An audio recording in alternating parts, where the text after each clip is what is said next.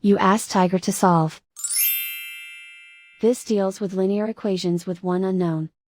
The final result is x equals 8. Let's solve it step by step.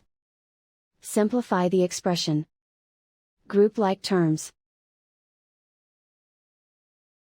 Simplify the arithmetic.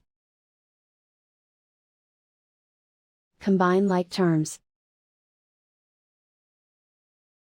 Group all constants on the right side of the equation. Subtract 8 from both sides. Simplify the arithmetic.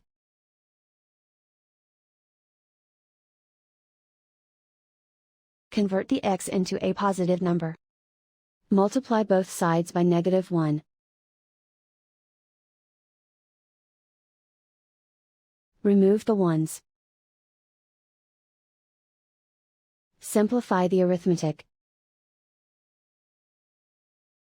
And so the final result is x equals 8.